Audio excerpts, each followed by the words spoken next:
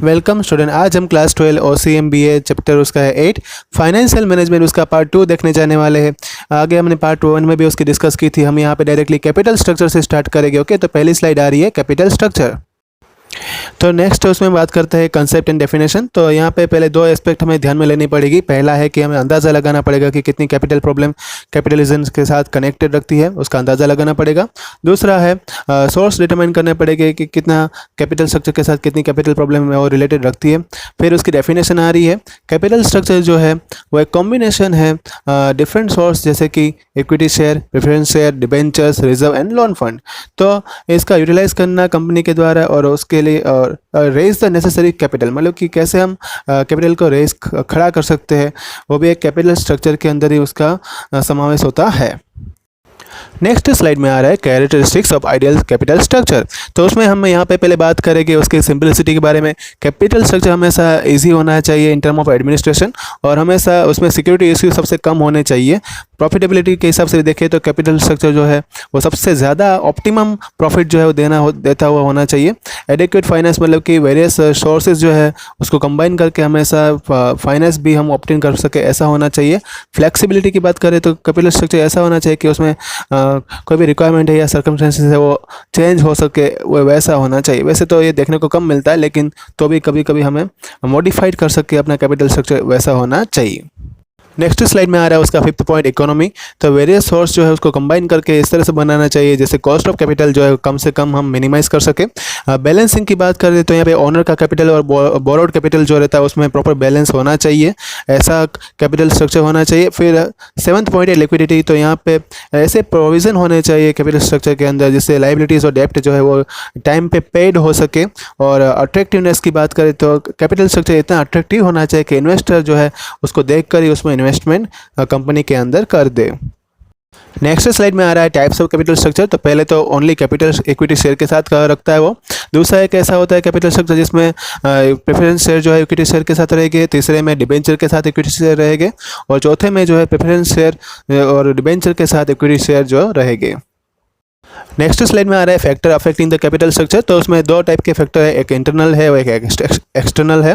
तो इंटरनल में बात करें तो टाइप्स ऑफ बिजनेस है, size of business, estimation of business, nature कैसा रहेगा, एटीट्यूड कैसा रहेगा डायरेक्टर का, और फाइनेंशियल रिक्वायरमेंट क्या रहेगी, ड्यूरेशन कैसा रहेगा कैपिटल रिक्वायरमेंट का। और एक्सटर्नल फैक्टर में बात करें तो बूम डिप्रेशन की कंडीशन क्या रहेगी, इंटरेस्ट जो है प्रेजेंट रेट का वो कितना होगा, कॉस्ट कैपिटल एक्सपेंसेस का कितना आएगा, लीगल रेस्ट्रिक्शन क्या होगा, टैक्सेशन पॉलिसी क्या रहेगी, इंस्टीट्यूशनल इन्वेस्टर को कितने आएंगे और फॉरेन से इंस्टीट्यूशनल इन्वेस्टर कितने रहेंगे, वो सब पे एक्सटर्नल फैक्टर जो है वो भी डिपेंड करते हैं।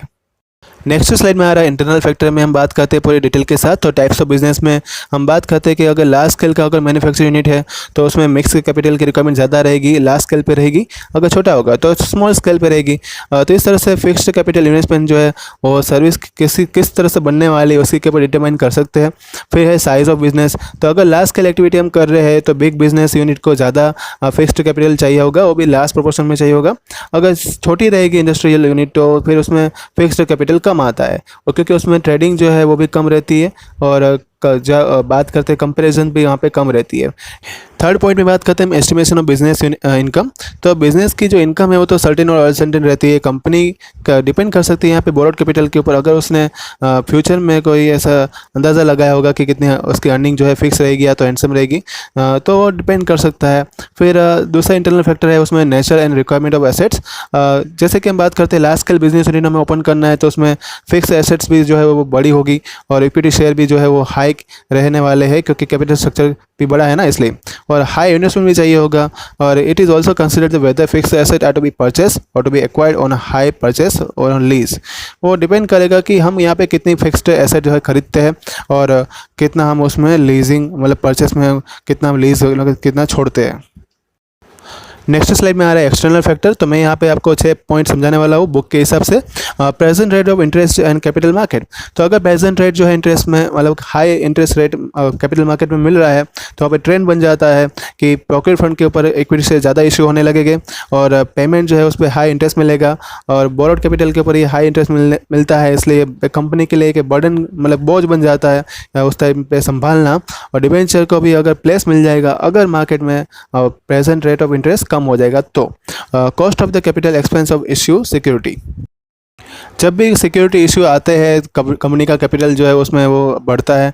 जैसे कि यहाँ पे इश्यूज़ की बात की हुई है कि प्रॉस्पेक्टस मतलब सम्मान के लिए अंडरराइटिंग कमीशन रहता है, ब्रोकरेज रहती है, कॉस्ट ऑफ कैपिटल जो है बढ़ता है और एक्सपेंस भी ज़्यादा होता है। एक्सपेंसेस जो है वो इसलिए होता है क्योंकि अलग अलग टाइप की सिक्योरिटी जो रहती है कंपनी के अंदर उसको समझना भी पड़ता है और उस टाइम पे संभालना भी पड़ता है। दूसरा कि एक्सपेंस जो है वो डिबेंचर के ऊपर जो इशू होते हैं उसके एक्सपेंसेस जो है वो बाकी सब जितनी भी सिक्योरिटी रहती है उसके कंपैरिजन में कम रहते हैं। नेक्स्ट उसमें है लीगल रेस्ट्रिक्शन। तो लीगल रेस्ट्रिक्शन जो है वो कंसिडर होते ही है जब भी हम कैपिटल स्ट्रक्चर सेलेक्ट करते हैं। कंपनी एक्ट के हिसाब से बात करो तो मैं कंपनी का अगर अपना कैपिटल फंड रेजिंग करना है तो उसको सिक्योरिटी बढ़ाने के लिए उसको इक्विटी शेयर में कन्वर्ट करना ज़रूरी हो जाता है। और अगर रूल्स के हिसाब से बात करो तो SEBI मतलब सिक्योरिटी एक्सचेंज जो बोर्ड है ऑफ इंडिया है उसके हिसाब से और RBI मतलब कि रिजर्व बैंक ऑफ इंडिया के हिसाब से उसके लिए प्रोविज़न किया गया है, वो भी उसके रूल्स और रेगुलेशन भी तब कंसिडर होते हैं। नेक्स्ट स्लाइड में आ रहा है टैक्सेशन पॉलिसी। कंपनी जो है एक ट्रेंड फॉलो करती है जब कोई भी डिबेंचर को इशू करती है क्योंकि उसको ज़्यादा कैपिटल फंड चाहिए होता है और टैक्सेशन रेशियो अगर हाई रहता है तो उस पे कंपनी को इंटरेस्ट जो पेड करना पड़ता है डिबेंचर को वो एक डिडक्टिबल रहता है। कभी वो कहाँ से डिडक्ट करती है कंपनी, जब भी उसको इनकम मिलती है और जब इनकम मिलती है तब टैक्स भी उसको पे करना पड़ेगा, राइट। तब इक्विटी शेयर में कन्वर्ट करना कंपनी को ज़रूरी बन जाता है और तब वो पॉपुलर हो जाते हैं इक्विटी शेयर क्योंकि सब लोग उसको खरीदेंगे, सब लोग कंपनी में अपना इन्वेस्टमेंट करेंगे और उसका इनकम जो रहेगी डिविडेंड की अगर टैक्स फ्री हो जाती है या तो फिर जब उसका रेट जो है वो लोअर हो जाता है डिविडेंड इनकम से आने वाला, तब इक्विटी शेयर जो है वो मार्केट में पॉपुलर रहते हैं। जैसे कि अभी रिलायंस जो है वो लॉकडाउन के सिचुएशन में उसके शेयर जो है डाउन गए थे तो बहुत सारी कंपनियां हैं उसमें इन्वेस्ट करने आ गई। नेक्स्ट स्लाइड में आ रहा है उसका दूसरा पार्ट वर्किंग कैपिटल। उसमें उसकी डेफिनेशन जो बताई हुई है JS मिल ने वो क्या है, the sum of the current assets means working capital. आपके पास जितने भी करंट एसेट अभी हाल में हैं उसका आप सम कर दो तो उसको क्या बोलते हैं, आपका वर्किंग कैपिटल, जिस पे आप काम कर रहे हो। नेक्स्ट स्लाइड में दो बहुत ही इंपॉर्टेंट डेफिनेशन आ रही है। उसमें पहली डेफिनेशन की बात करते हैं ग्रॉस वर्किंग कैपिटल। तो एक वर्किंग कैपिटल है ये एक टाइप का जिसमें हम टोटल इन्वेस्टमेंट जो होता है उसका सम करते हैं, जैसे कि वो करंट एसेट में होना चाहिए। तो करंट एसेट में क्या क्या हम खरीदते हैं, जैसे कि स्टॉक ऑफ रॉ मटेरियल हो गया, फिनिश्ड गुड्स हो गया, डिबेटर्स हो गए, बिल रिसीवेबल हो गया और शॉर्ट टर्म सिक्योरिटी हो गई। वही अपना क्या बनेगा, ग्रॉस वर्किंग कैपिटल। मतलब कि gross working capital equal to total current assets. Next उसमें दूसरी डेफिनेशन आ रही है नेट वर्किंग कैपिटल। जब भी हम अपना करंट एसेट्स हमें पता है उसमें से हम जितनी भी लिएबिलिटीज़ है करंट लिएबिलिटीज़ उसको माइनस कर देते हैं तो हमें नेट वर्किंग कैपिटल मिल जाता है। जब हम बात करते हैं कि अगर करंट लिएबिलिटीज़ जो है वो करंट एसेट्स से कम होगी तो हमें पॉजिटिव वर्किंग कैपिटल मिलेगा। अगर हमारी करंट लिएबिलिटीज़ ज़्यादा होगी तो हमें नेट वर्किंग कैपिटल नेगेटिव मिलेगा। नेक्स्ट स्लाइड में आ रहा है difference between gross working capital and net working capital. तो उसमें पहले हम बात करते हैं उसके डिफरेंस में मीनिंग की। तो ग्रॉस वर्किंग कैपिटल क्या था, तो जितनी भी हमारे पास करंट एसेट्स थी उसका हमने सम किया था, जैसे कि रिसीवेबल बिल हो गया, डिबिटर्स हो गए, शॉर्ट टर्म मार्केटेबल सिक्योरिटी हो गई, बैंक बैलेंस हो गया, कैश हो गया, ओके। और नेट वर्किंग कैपिटल में क्या था कि हमने लाइबिलिटीज़ को हमने करंट एसेट्स में से माइनस किया था तो हमें नेट वर्किंग कैपिटल मिला था। लिक्विडिटी पोजीशन के बारे में बात करें तो ग्रॉस वर्किंग कैपिटल जो है वो लिक्विडिटी पोजीशन शो करता है नहीं है और नेट वर्किंग कैपिटल शो करता है। दूसरा है कि मतलब कि फाइनेंशियल पोजीशन एंड मेजरमेंट। तो यहाँ पे does not give a true idea of the financial position of the company. Gross working capital से हमें कोई भी पोजीशन पता नहीं चलेगी, नेट वर्किंग कैपिटल से हमें पता चल जाएगी क्योंकि हमें लॉस कितना है वो भी इसमें पता होगा। इंक्रीज इन द लाइबिलिटीज़, जैसे लाइबिलिटीज़ बढ़ती है तब ग्रॉस वर्किंग कैपिटल बढ़ता है लेकिन नेट वर्किंग कैपिटल बढ़ता नहीं है। तो ये था आपका पार्ट 2 स्टूडेंट्स। पार्ट 3 जो है जल्दी आपको नोटिफाई कर दिया जाएगा, व्हाट्सएप पर आपको होमवर्क सेंड कर दिया जाएगा। कोई भी आपको डाउट है तो मुझे यहाँ पे कमेंट बॉक्स में लिखकर बता सकते हैं, ओके। रिवाइज करते रहना। Thank you all.